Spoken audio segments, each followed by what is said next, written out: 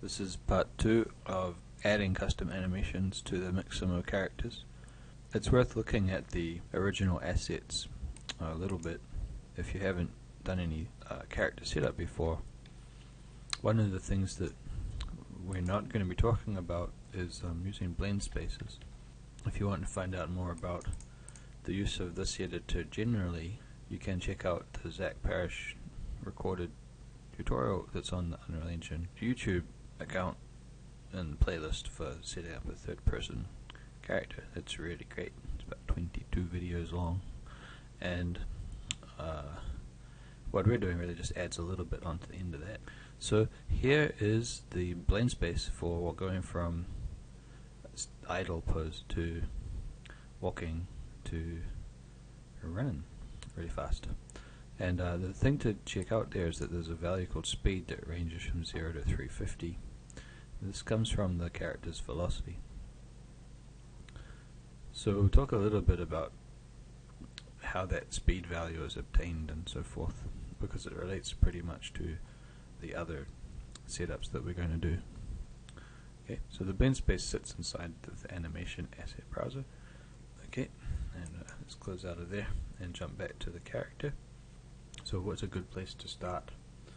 For all these characters, they all share the same, I'll just get rid of the blend search term, they all share the same master blueprint. And if you open that up, you'll see that down the side here there's a bunch of variables, and you'll need to add some. So I think these ones are the default. So there's a flag for whether the character is attacking or not, a flag for whether you're holding jump or not, and a turn rate speed and a lookup rate speed. I've added dead so that we can force him to lie on the ground. Big hurt for when he gets hurt badly, small hurt for when he's getting hurt a little bit, and then the health value. If the health value goes down by a set amount, then you either play one of these. Then there's need to get up, which is if he is lying on the ground but he's not dead, we have a flag to let the animation know to play the get up animation. Let's just scroll out of the graph, and most of this is provided in the Mixamo rig.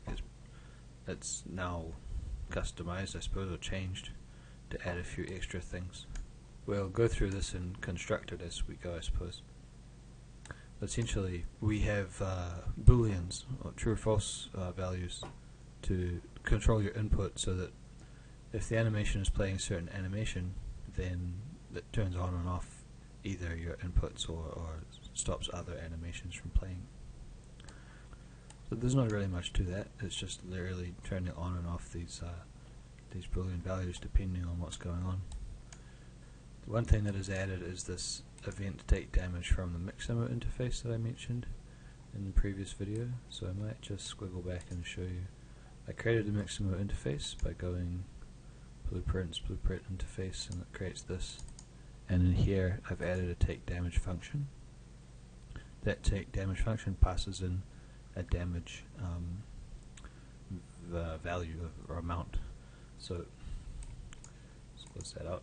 Here is the event take damage. So when this gets fired via the interface, it will take the damage amount and subtract that from your health, update your health, and compare your health to 0 to see whether you're still dead or not. If you're dead, it will play the falling down animation, and then it will set you to be dead. So one will come after the other. If you're not completely dead yet, it'll play depending on the amount of damage. So if damage is less than 10, it'll play small hurt, and if it's bigger than 10, it'll play big hurt. And it will if you hurt badly, you fall on the ground.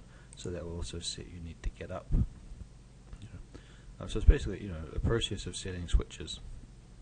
We'll come back and look at the setup for that shortly.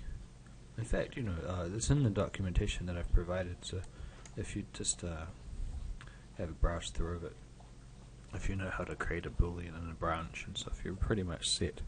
So you just kind of need to observe what's there. This is default. This is added an extra part in between what's already the defaults here, and then that's all the defaults. So nothing's changed in that part.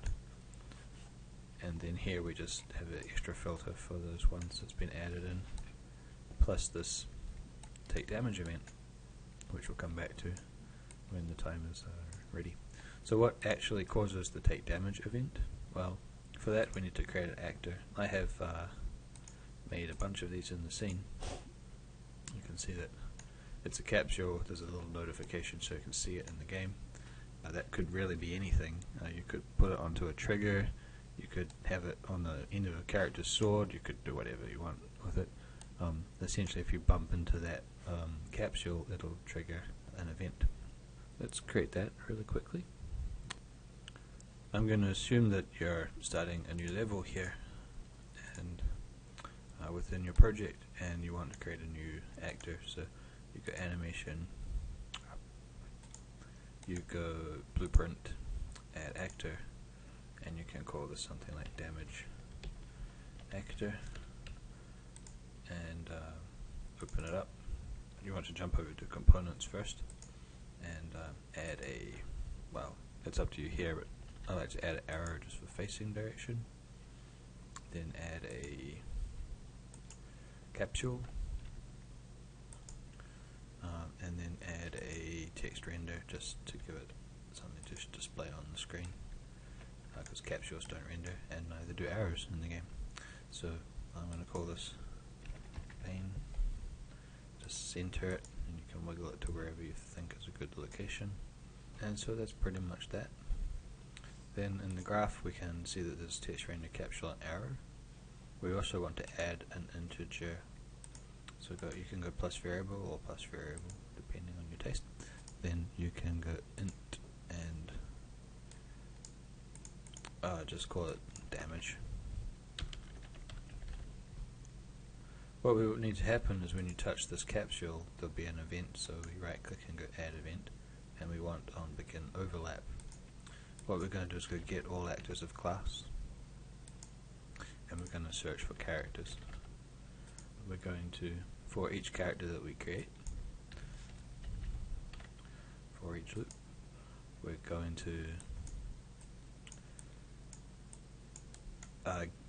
to get the distance to that object.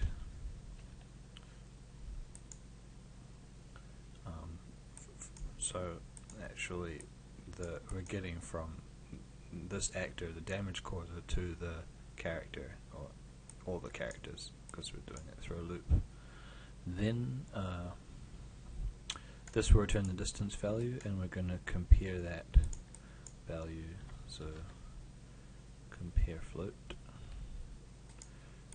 to a value of say 300. 300 because the character themselves, they tend to have a radius of around 150, something like that. So a value smaller than that would never kind of work very well. This would be very, very close to it. You know, I've tried that. That value works okay. So if the value is less than or equal to 300, we're going to take our damage variable and set it to a random value, so random integer in range, and here you could put in what you like. I'm going to use 9 and 12. Then we're going to do our interface event. The trick with the interface event is that you can see that if we just type in take damage, this is not a default function, this is within that Mixamo interface. So it finds it like so, and it has a little envelope. If you get the function without the envelope, it's kind of not going to talk to the other graphs where it's used, right? So you need to make sure that's showing up. Then what is the target going to be for this? Well, it's going to be the character that each character we're getting from the array. So the damage will actually affect every character that's within the range. That could be changed so it only affects the instigator, or the guy that touched the capsule in the first place, but we just want to see that it works, okay? And the damage value the default value here is 10, but let's set it to our random damage value, right? Then once all that is completed, we're going to destroy this take damage actor. You could, if you want, to print a string just to let you know that that has all happened, and just in case for error checking and stuff like that.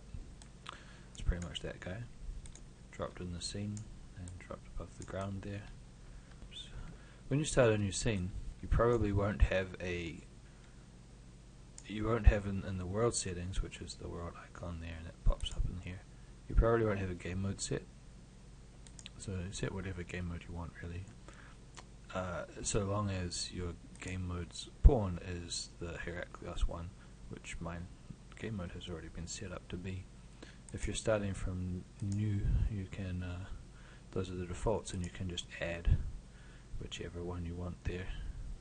I haven't really tried this, but let's see if it works on another character.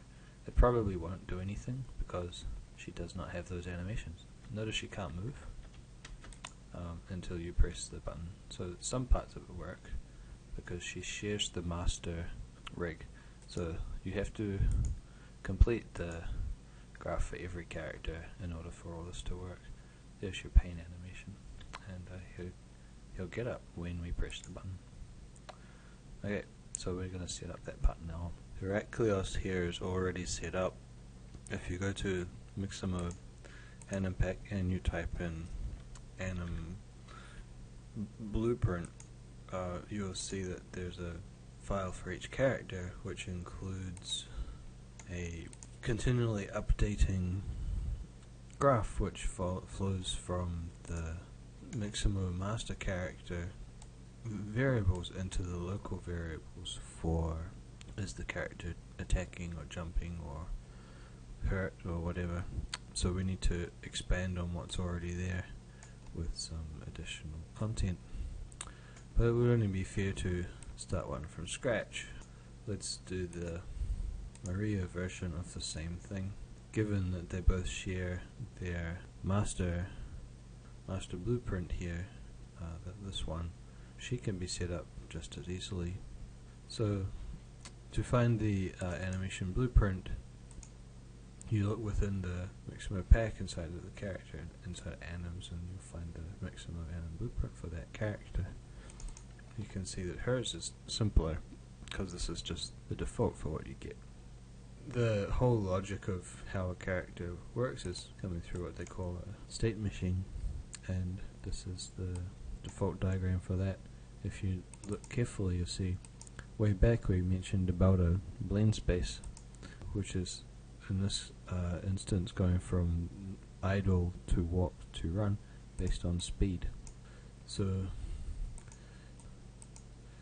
you can use the tabs to switch between these. This is what's called a state, and this is another one. If you mouse over them, you can see that they have a preview. You notice this one here is different to this one. Here we're just literally playing a clip, and it's set to loop, which is kind of an important situation. In between each of these there's arrows that tell you which can go from one to another, and they have transition rules. And the transition rule is usually just the true or false value for a boolean, which is in the would be the my blueprint area of this graph. You can see that there's enable jump and attack and speed.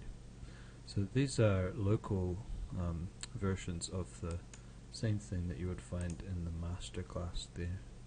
Okay, so like our master class has big hurt and small hurt, we'll have to add these two instances for the character. So let's get started on that. I like to call them local so that I know that these just relate to this particular blueprint.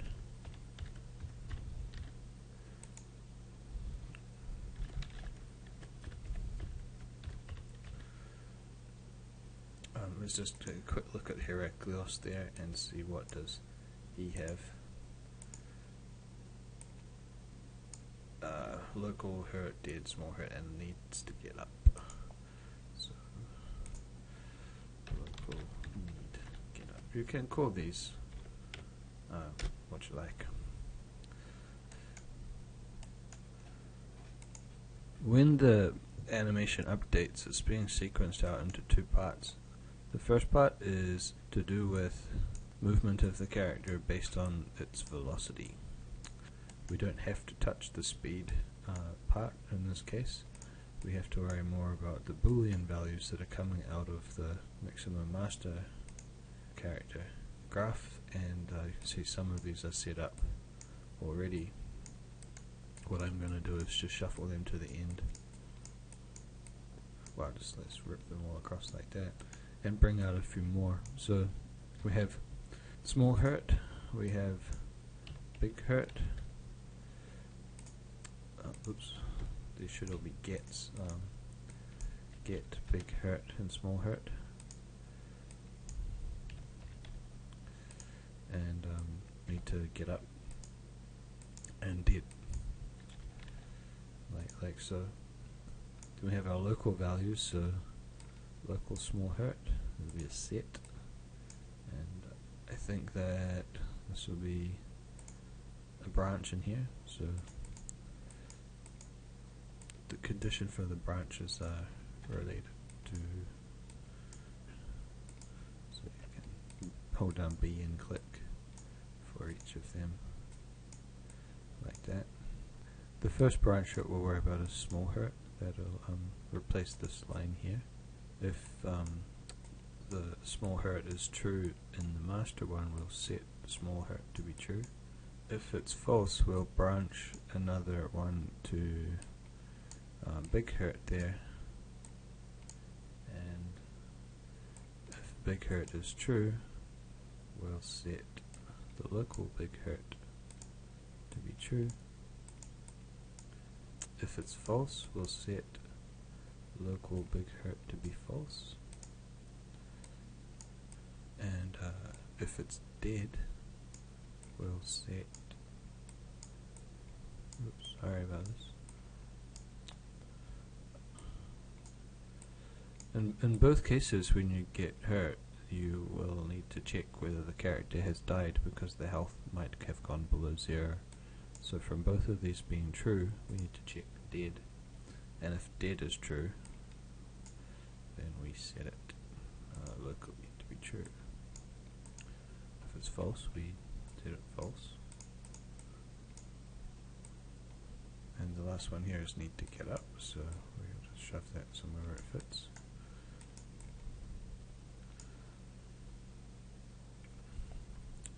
So from local dead we can check into there, something like that will do, and if we need to get up, then we set the local need to get up to be true, and we set it false there, and make sure you click false.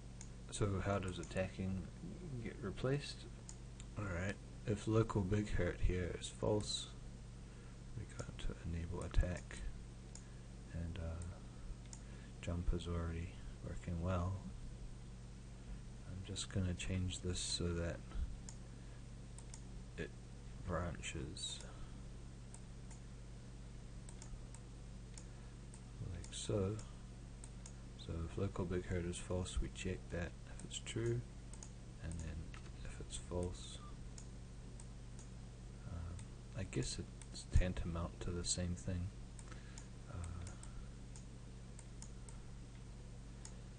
That's pretty much the setup there. Let's check it when we go play.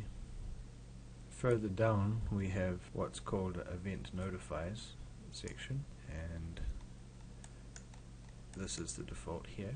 We're going to add a little more to this so that basically when you're getting up from falling down, we're going to disable your movement, your ability to input things. So once you've stood up, then you'll be back into this state, and we're going to add enable input event here. Enable input is already on at the moment, but since we're going to toggle it off, we need to have a way to get it back again. And you can pack all these in a little tighter. So this is the first part. Now we need to create our own and notify. So how do we do that? Before we can do that, we have to jump over to the little graph here and add a few more nodes. But you can see there's the locomotion thing, and there's an in locomotion state event when that is entered. which causes this event to fire in locomotion here. So we need to add some more states in order to get the new event. So let's switch over to that part. Okay, so we need a new state, and you just right click and you want to call it big hurt, and then we need another new state and we're going to call it small hurt, and we want one called new state called on ground, and a new state called getting up. So each of these represents an animation. We double click into them and we go find our animations. So you can't see any animations here. You have to open the window called Asset Browser, and they'll pop up in there. You can wiggle this around somewhere, but there basically it goes. And you'll see that Maria has the same versions of the animations that the Heracles character has. They're the same files, just imported for her skeleton. So this is Big Hurt, so go find, I think Fall Down is the animation we use, it's just the name of it, which does her falling onto the ground when she's hurt badly. And then we jump back to the graph and jump into Small Hurt, which is Small Wounded. If you see, there's a little thumbnail for that. You see this one starts and ends on the same frame. And then we have on ground, which is a single frame. It's called dead. It's a single frame animation of her just lying on the ground. Then we have getting up, which is Maria get up. These states need connecting wires, and there's a whole bunch of directions that these can follow. I'm just going to flow them through. I guess when you're setting this up manually, you would put the transition rules in as you go. But since I've already done the same thing for the Heracles character, I kind of know what it needs to lay out as. We're looking at a graph more or less like this. So from attacking state, she can get hurt, and so she jumps there. And from the idle state, she can get hurt. So we need a line down there as well to take her in there. So that gets a little messy in terms of the transition rules sort of all overlapping each other and so on. So it is important to learn how to figure out which ones belong to which one. So if you mouse over them, you see they get the yellow line for the arrow they belong to. So these are the transition rules that we want. From idle to small hurt, we want to have, if you go to your blueprint, you can bring in local small hurt and not local dead. So this one here is possibly optional, but from what I was trying out, I know this all works in the end, so I'm going to keep it the same as what I had for the other character. But essentially, if this is true and this is not true, we get that transition rule. If I compile it now, because all of these ones are empty, I will get a compile error. So I'm just going to go ahead and fill them all in. This is local big hurt, and we're also going to throw in local dead, and this is a or. If I can type or, so that it's one or the other. One or the other of these being true will cause this transition rule to be true. You notice once they're there, you can mouse over them. So going from here back to idle, we introduce something new.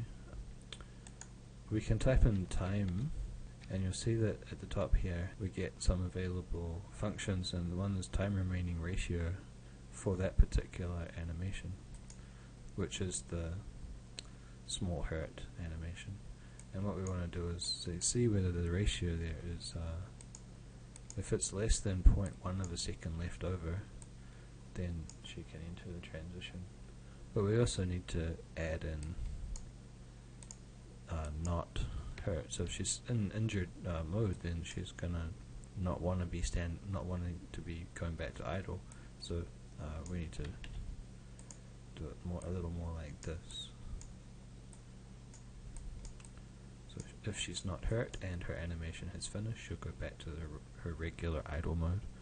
This 0.1 value is kind of interesting. Your animations are generally quite short, a couple of seconds, and 0.1 of a couple of seconds is a pretty short time. If you were to go smaller, then you might actually cause the animation to start to loop, or not quite sync correctly.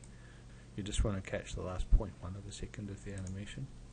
If you go too tight, it'll not work correctly. But you might want to trial and error, see how fine you can get that. So that one's done, that one's done. This one is getting up to idle. What would it be?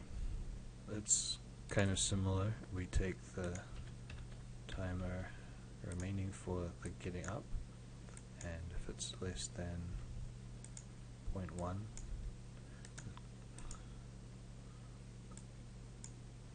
and she's not hurt,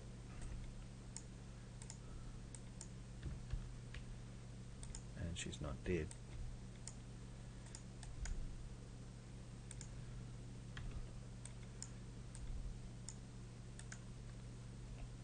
we can just add a pin. So if all these are true, then she can do her transition back to idle.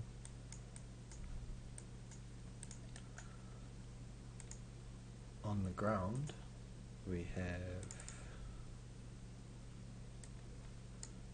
not dead, obviously. If she is dead, then she'll stay on the ground and not needing to get up. Or if this value is false, she needs to get up.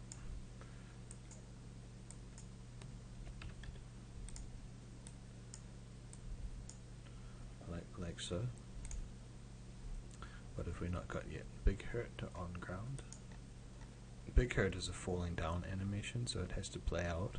So again, we need to do the time remaining ratio less than 0.1 and it, sorry, and she has to be dead. So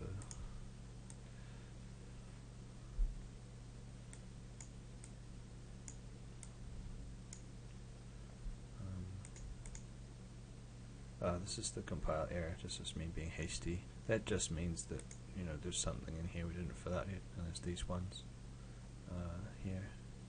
That one's done. So attacking to small hurt, it's just small hurt, and then attacking to big hurt is just big hurt. Hopefully I haven't made any mistakes there, but local big hurt, local small hurt, it's full, it's full, it's full, it's full, it's good. And those are the original ones, so nothing changes there, I believe. Right, we mentioned about in the anim graph there's this anim notify in locomotion, which enables your input. So to disable input, we need that for when you're on the ground, because you don't want the character to be moving forwards or whatever when you're prone. So we need to add a new event. You can call it what you want. I'm just going to call it stop input, since that's what it does. This is just the name of the event, and then you call it just by typing the same name. You might need to compile first and then type. There it goes. So that it will appear. You have to compile, and then we can copy these across and pull out and choose disable, and we're disabling the player controller's input for this guy, and then pull it like so. So that's just a little extra to stop you. We mentioned before that these values here, the Mixamo master stuff is already set up, so we don't have to go here. You'll need to set it up, but I've provided screenshots of this in a document. You can just create the variables and throw them into the right places. Let's see whether this plays out for the girl. So we need to set the girl to be busy in here.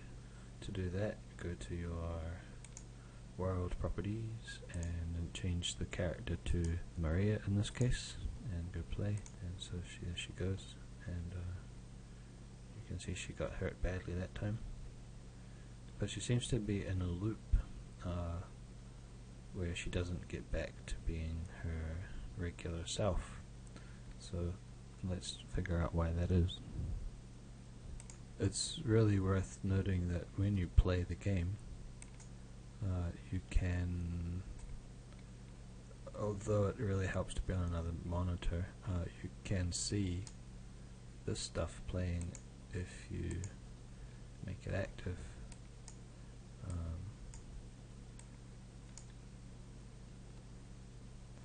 There we are. So you can see what's playing through at the moment is she's not hurt, she's not big hurt, she's not attacking, and she's not jumping.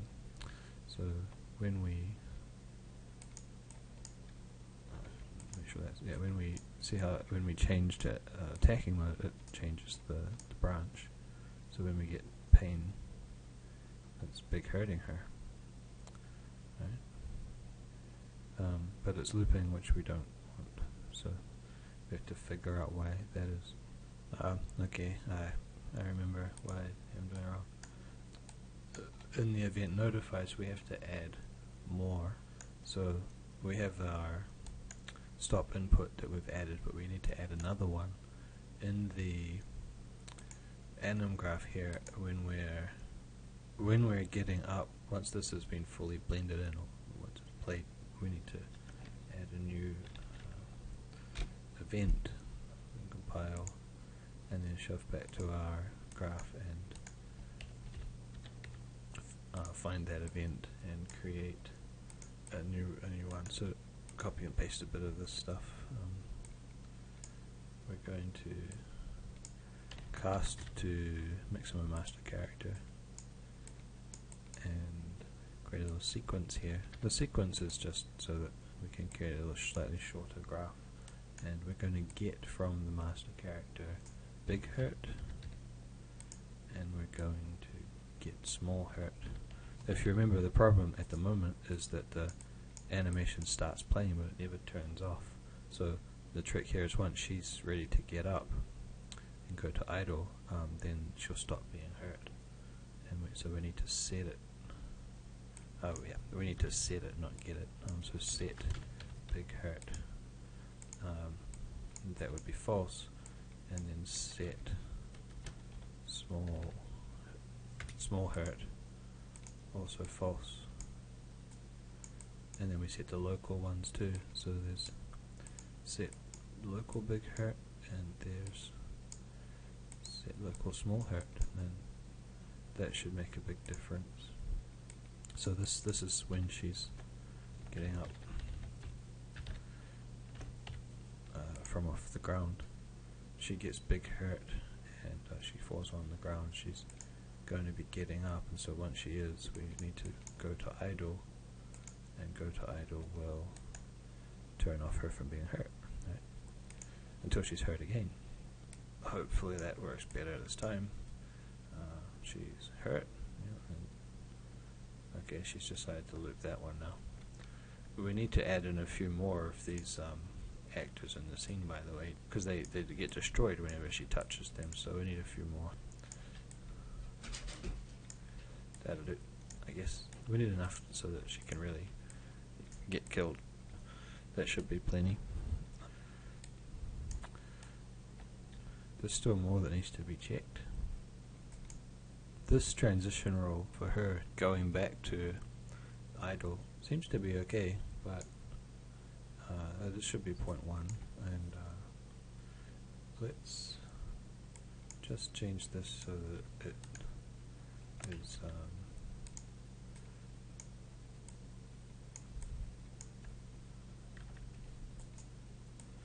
like so.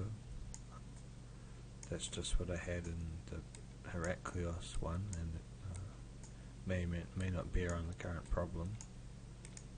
So we created the go to idle and a notify, and we put it here, but we also need to put it here. So if she goes into that animation, there's nothing to make her come out of it. So we just need to add go to idle. I guess here would be fine. So once it's fully blended on, she should play through as well. So that one has to occur twice in the sequence. And there she blows. Simple as that. So now we just want to make check the big pane, which is this one. Notice she flipped. Yeah, she's back into her flipping mode. So we need to probably find a similar kind of problem there. The reason is because we've got the AND local dead on this transition rule. And when I first set this graph up, I assumed that when you get hurt and you fall down on the ground, you wouldn't be getting up again. So that changed, and then we need to just change this rule so the AND dead doesn't really apply in this case. This is not what we need, so a value of 0.1 works when we compile and play. This time she should be sweet. She falls over, she's down on the ground, she won't get up again until we press the button, and she gets up. She's back in her original pose, and we can do that as many times as we like until she dies. And there's a small pane. So these are kind of randomized. There's her falling over. The damage amount that gets caused to her using the Mixamo interface asset we created is a random integer between 9 and 12. And if you remember, if her damage value is less than 10, she plays a small animation. And if it's more than 10, she plays the big animation for different hurt animations. Eventually she'll run out of health, and we won't be able to get up again. Looks like she's prone to playing the big animation more often, but you know, that's because there's one extra probability, if that makes sense, that she will play the larger one. That's her dead. Notice we can't move the camera, and we can't get up again when we click. So everything's working as it should be. There's one more thing to check actually, which is that because we changed the attacking animation, we want to make sure that doesn't go into some weird looping state, and that when we run around, she does indeed not slide or anything like that. She might go into a loop or a freeze or something like that. But everything that she's defaultly supposed to do seems to work pretty well. And we're done there.